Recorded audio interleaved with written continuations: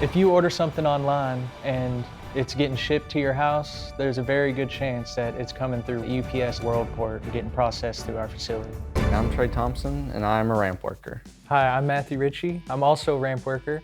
We both work at UPS in Louisville, Kentucky. UPS moves packages and freight daily worldwide. Here at UPS Worldport, we have about 400 planes that come in and out per day, and a plane can take off every 60 seconds.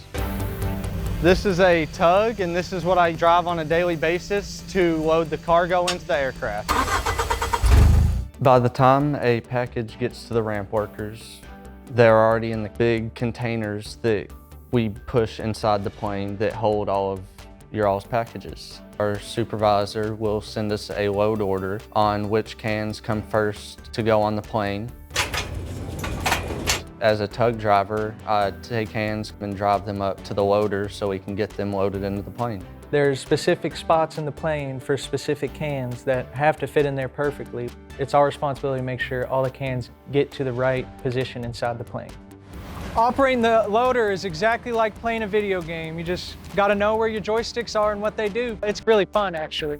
On a given day, we might load around 100 up to maybe 125 cans. That's about 4 or 5 planes. The average plane holds around like 20, 22 cans. We send out about 200 planes a day combined with night shift and day shift. To be able to get a job on the ramp at UPS Worldport, you will at least need your driver's license because you are operating a bunch of machinery, so they have to make sure that you are able to drive well. As soon as I graduated high school, I was 18, had my driver's license, said I wanted to work on the ramp, and they hired me. Another requirement, you would have to be able to lift, sort, pick up at least 70 pounds. Here at UPS, a lot of the skills that you might need are teamwork, learning how to work with the people around you. Communication is also very big. You need to know how to let the people you're working with know what's going on.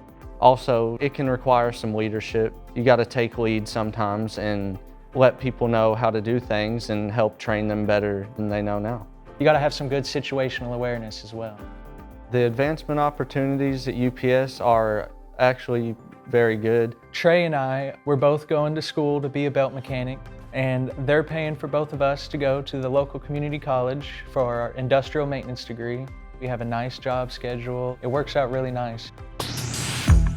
If you're in high school right now and let's say you like being outside, working in the outdoors, I'd say the ramp is definitely for you.